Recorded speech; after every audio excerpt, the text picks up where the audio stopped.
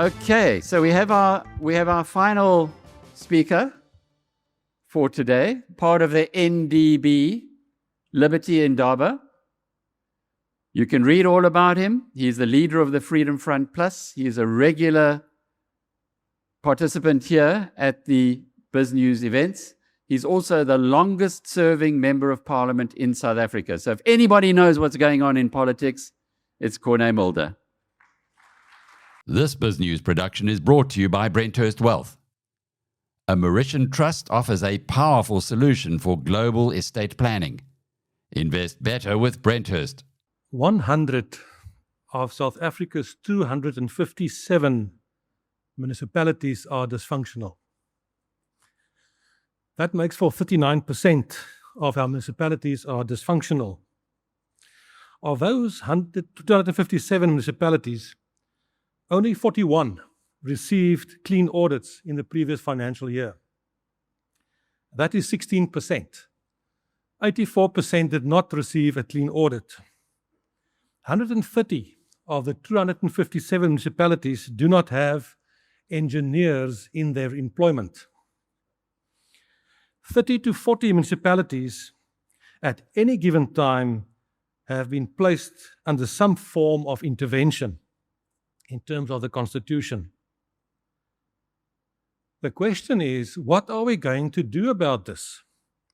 We are talking about local government, the level of government closest to the people, where we are supposed to get services for the taxes that we pay. We all pay taxes, local rates and taxes, but we see failure in terms of water, service delivery, direct impact that it's got on our economy, on growth, on unemployment, and investment. At the moment, we see in Johannesburg, for example, the problem with water. I've been there the last couple of days again, and water is not a problem. The only problem is it's not in the pipes. It's all over, but it's not in the pipes. We saw the problems with roads, potholes, and traffic lights. South Africa is a very unique society. We are most likely the only country in the world where an unemployed vagrant stands in the middle of an intersection in Johannesburg directing the traffic while employed traffic officials wait at the moment to get the signal from the unemployed vagrant that they may now travel. That is what South Africa under the ANC has become. We heard this morning from Ambassador Boesel that infrastructure can be sorted out, can be done quite easily. Yes, it will take some time. I was fortunate last year during 2 visits to Washington and the White House. There should be no doubt the American administration, the Trump administration, and the American private enterprise wants to get involved in South Africa. They really want to come and invest, and they can make a difference with regard to our infrastructure. So, what do we do about this problem? To me, as a politician, there's only one answer, and I heard what Piet said, and yes, of course, it's not only politics. All of society should get involved. Business, civic society, everyone should get involved. But from a political point of view, the answer is simple. We need regime change in South Africa. We need regime change in all respects. Now, I'm not talking about missiles and bombings like you've seen recently on television. We don't have to do that and don't have to go through that. But we need regime change in South Africa on all levels of government and specifically on local government, because most of those dysfunctional councils that I've mentioned are governed by the ANC. Now, luckily, we are in a very fortunate position. We have a chance to change those government problems and that regime change with the ballot. The ballot should be our bullet. We should use our ballots as our bullets to get regime change in South Africa. And I heard this morning there were some questions asked about when will we expect the local government election. It has to be between the beginning of November or the end of February of next year. Our prediction is that it will be on the 4th of November, which is most likely the date that the IEC is also working towards. So in 8 months from now, we will most likely be busy putting together coalition governments throughout South Africa. The answers are very clear. It is so very easy in terms of what we need to do to get to that point of regime change in South Africa. But we have a problem. We have a serious problem. On the one hand, the ANC is doubling down on their failed ideologically driven policies. And every time when I confront the president in parliament about black economic empowerment or in terms of our failed international relations policy, the ANC doubles down. They think it's the best thing to do and that's all that they've got left. I will be meeting the president next week this time for a one-on-one meeting, and then again I will repeat to him the things that Ambassador Boesel this morning did put on the agenda, because those are the same things that need to be addressed to normalize the relations between South Africa and the United States. But we have a problem. The ANC doubles down and cannot self-correct. Anyone that thinks that the ANC is capable of changing their ways is in for a rude awakening. They cannot self-correct. We will not succeed in South Africa to take this country forward unless we remove the ANC from power altogether, and that is what I'm busy with each and every day. But the second problem we have, unfortunately, and I was fortunate to listen to my colleague Helen this morning, the DA is also a problem. Because as long as the DA puts on the table the idea that only us, the DA, can do this or that, that's also a problem, and that will also not assist and will also not solve, because it's also simply not true. What then is the answer?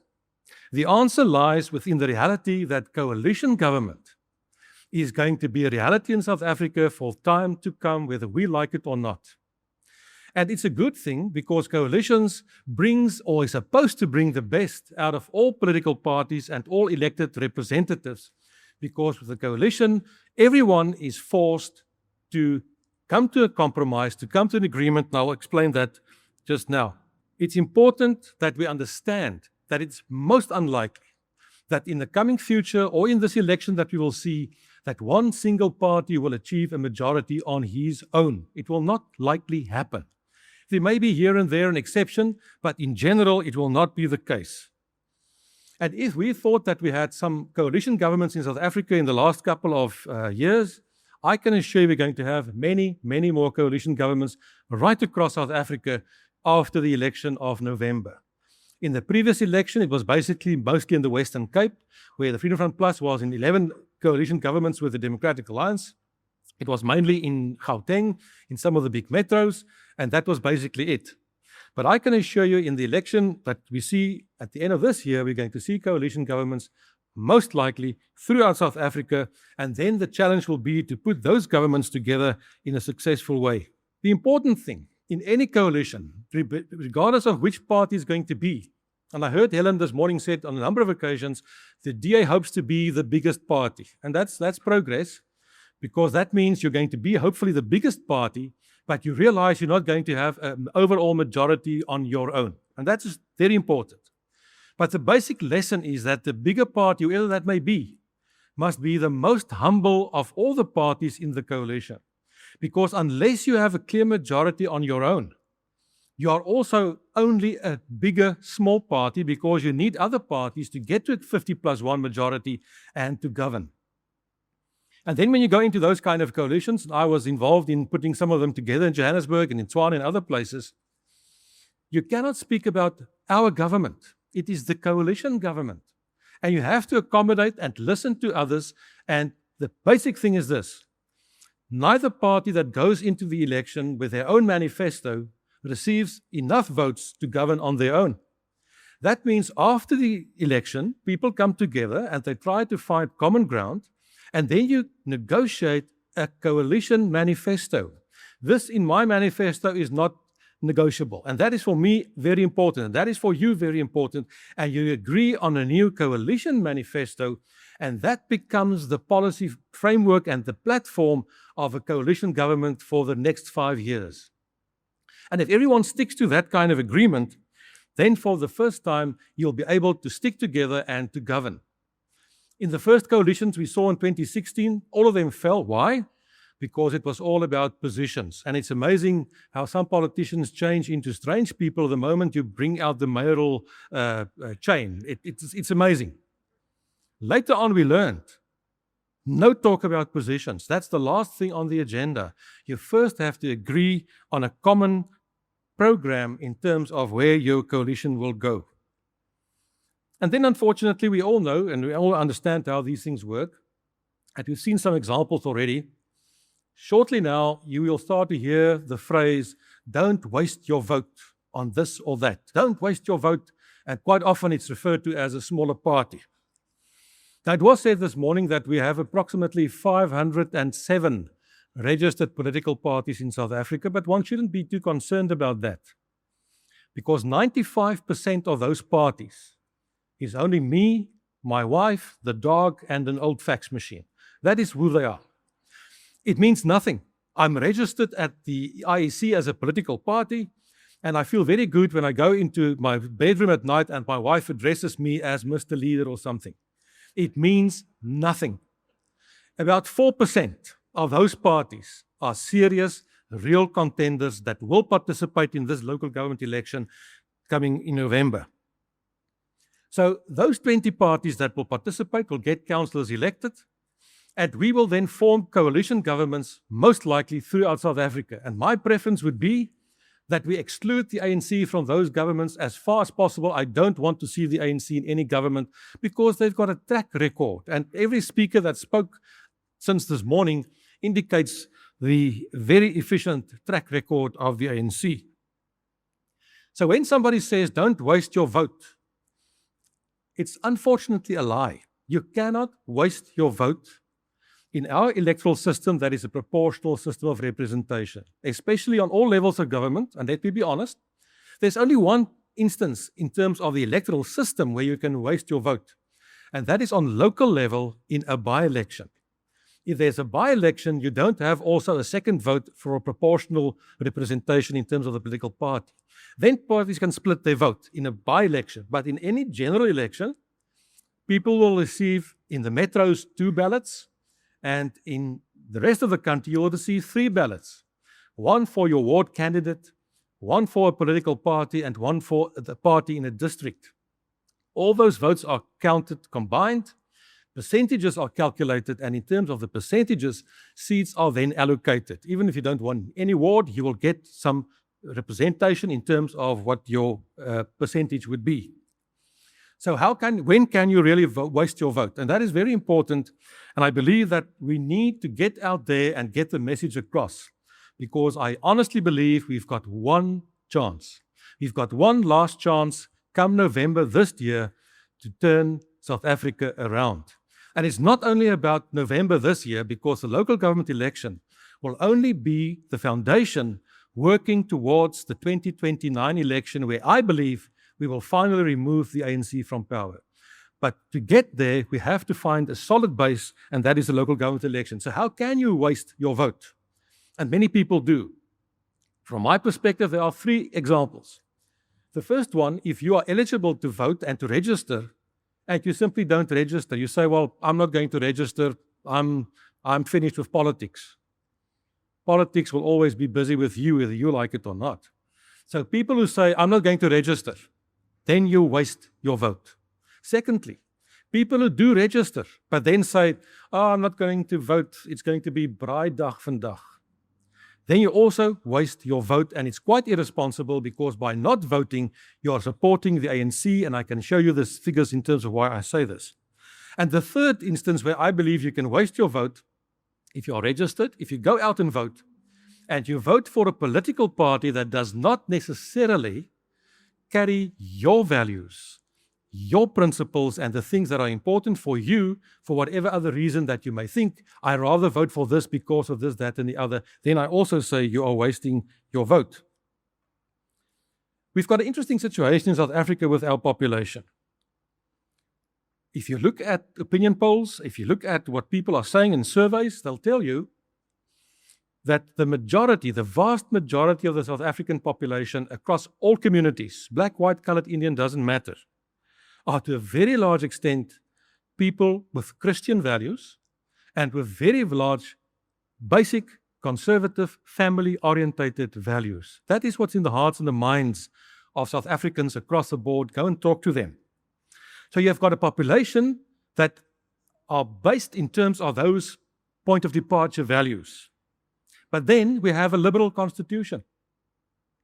We've got a liberal constitution, and we end with a very woke government. So there's a clear disconnect between what's in the hearts and the minds of South Africans out there at this very moment and what the Constitution says, never mind what the government says. And that is why many people stay away from the polls. They say it's not worth it, they're not going to vote, etc. Let me list some of these values that I believe are in the hearts and the minds of South Africans out there, and you can go and test them with ordinary South Africans out there.